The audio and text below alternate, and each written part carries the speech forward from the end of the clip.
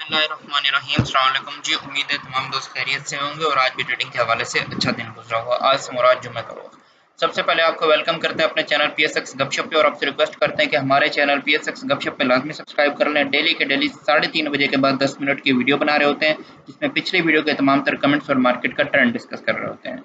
तो weekend to weekend हम series जारी रखते हुए हम आज फिर से संडे के दिन आपके लिए 2 शेयर्स लेकर आए हैं, जिनके बारे में हम आपको आगाही देंगे। तो इस वक्त हम जो 2 शेयर्स लेके आए हैं WTL एंड TRG के हवाले से।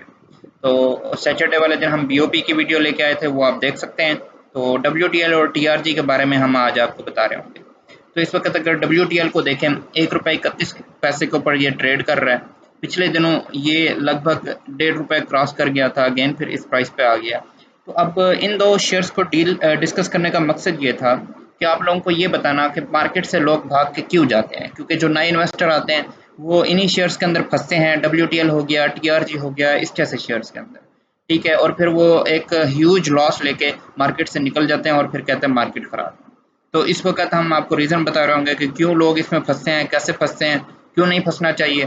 तो देखें, WTL और TRG, आप जब स्टॉक मार्केट के अंदर आ रहे हैं, आपका बेसिक क्या आप सोच के आते हैं कि जी हम स्टॉक मार्केट में आ रहे हैं, हम कंपनीज में पैसा लगाएंगे और कंपनीज कमाएंगी और हमें देंगी, ऐसा है कि नहीं है?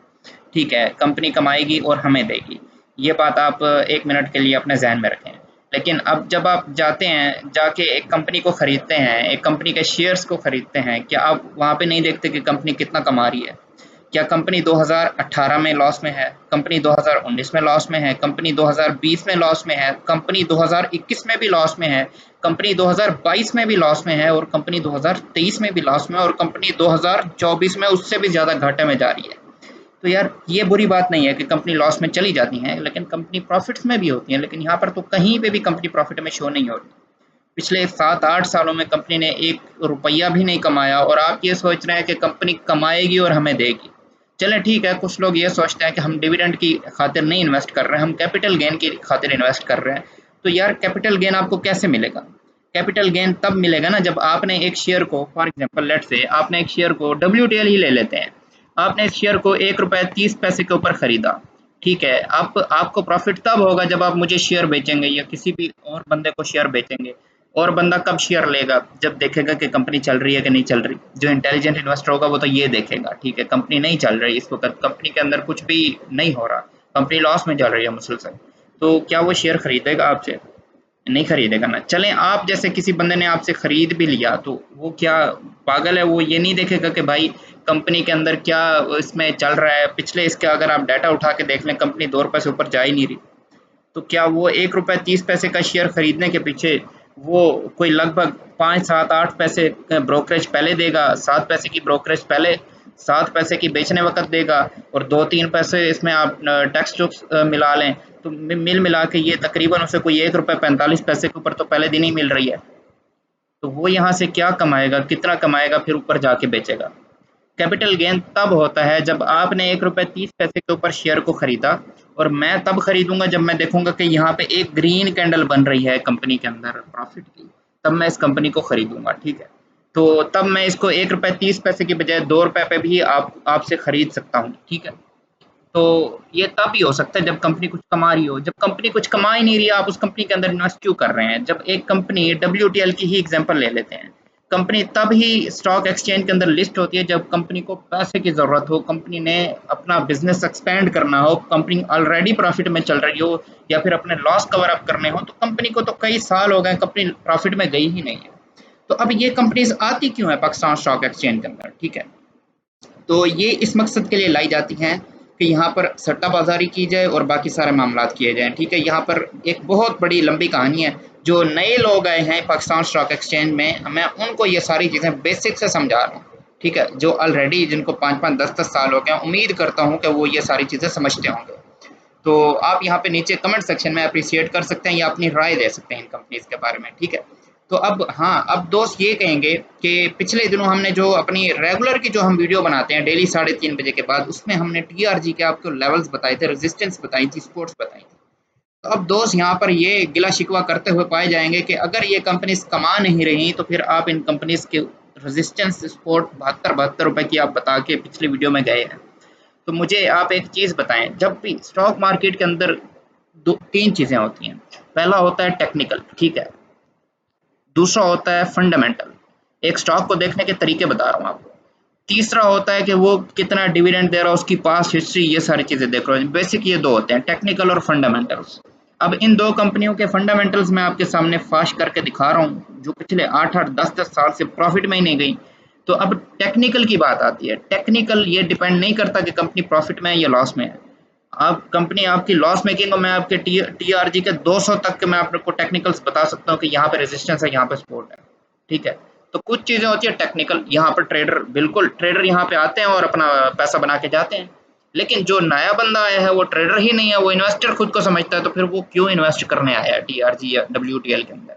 ये शेयर्स अब टेलीकार्ड को देख लें, कहाँ पे होता था, आज 7 रुपए के ऊपर घूम रहा है। 35-40 रुपए का शेयर आज 7 रुपए के ऊपर आ गया। मुझे बताएं, जिसने 35 लाख का शेयर खरीदा आज वो कहाँ पे कवर अप करेगा? या तो वो डिविडेंड दे रहा हो, डिविडेंड भी नहीं दे रहा, कैपिटल गेन भी तभी देगा ना जब कंपनी कुछ कमाएगी।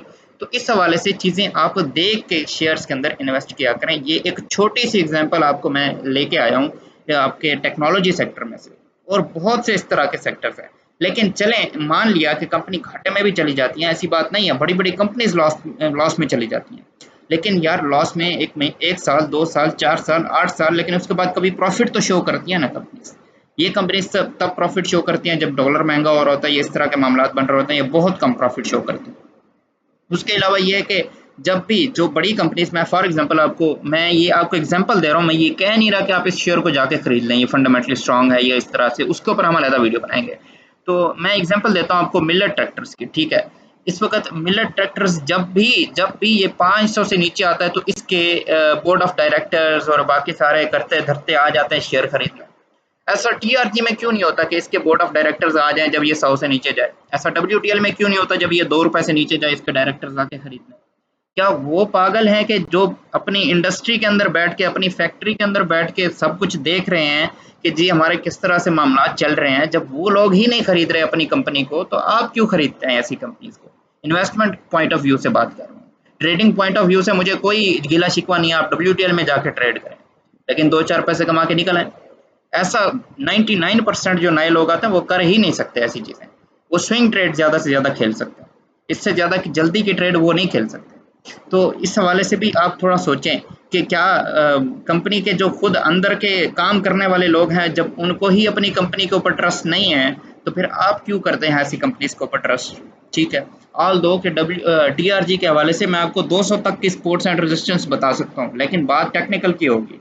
फंडामेंटल्स की जब बात आएगी, मैं इन दोनों कंपनीज को रिकमेंड ही नहीं करूंगा।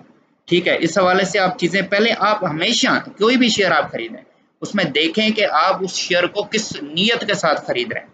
जब आपको अपनी नीयत पता होगी ना, तब आप सब्र भी कर सकेंगे, तब आप चीज़ों को छोड़ भी सकेंगे, तब आप इनमें इन्वेस्ट करना भी छोड़ देंगे, और फिर सारी चीज़ें आपके हाथ में होंगी, आपके कंट्रोल में। फिर आप मार्केट को भी बुरा नहीं कह रहे होंगे। ठीक है। इस वक्त आप टीआरजी का देख लें, कहाँ पे इसने प्रॉफिट किया जो आपको यहाँ पे पैसे खिलाएगा ये। तो डिविडेंड पॉइंट ऑफ व्यू से तो ये पहले ही एक, आप छोटे से बच्चे को बिठा के दिखा दें कि ये कंपनी हमें पैसा देगी कि नहीं। जब खुद कंपनी एक लॉस मेकिंग है तो वो आपको कैसे डिविडेंड देगी, कैसे आपको बोनस देगी? तो इस हवाले से चीज़ें देख लें। बाकी ट्रेडिंग पॉइंट ऑफ व्यू से आपने जाना हो तो हम आपको इसकी रेजिस्टेंस एंड सपोर्ट बता सकते हैं, वो सारी चीज़ें आप देख लें। लेकिन इस हवाले से आप चीज़ें, और बहुत से ऐसे शेयर हैं और बहुत से मार्केट के अंदर ऐसे शेयर हैं जहाँ पर जाके लोग फंसते हैं। तो नए इन्वेस्टर खुदारा आप चीज़ों को देखें, वेबसाइट्स अवेलेबल हैं, आप वहाँ पे जाएँ, वहाँ देखें क्या कमा रही है कंपनी। हाँ, अगर कंपनी कमा कर डिविडेंड नहीं दे रही तो हमें इससे कोई मसला नहीं है, कंपनी ना दे डिविडेंड, लेकिन कंपनी कम से कम कुछ कमा रही हो, कुछ एक्सपेंशन कर रही हो, कुछ चल रहा हो कंपनी के अंदर। जब कंपनी ही पिछले कई सालों से, हाँ, ये लाज़मी नहीं है कि कंपनी साल 2 लॉस में गई तो आप वहाँ से निकल आए।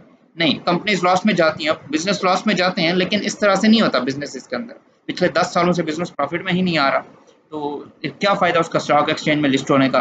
तो इस वक़्त आप इनकी, बेशक आप बुक वैल्यूज़ इनकी हज़ारों में हो, तो हमें इससे कोई गर्ज़ नहीं है। यहाँ पे डिविडेंड्स में देखें नील, नील, नील, चलें ठीक है, कोई मसला नहीं, डिविडेंड ना दे, लेकिन इस हवाले से आप देखें सेल्स भी इनकी देखें कम हो रही हैं, और उसके बाद आप इनकी कैश देखें, इनके पास कुछ कैश पर शेयर ही इनके पास कुछ भी नहीं है। तो ये कंपनीज कैसे सस्टेन करेंगे जब भी कोई इस तरह का मामला बनेंगे कंट्री के अंदर या फिर इन कंपनीज के अंदर, एक शेयर के पीछे 0.05 की इनके पास वैल्यू है, तो फिर ये किस तरह से प्रॉफिट देखें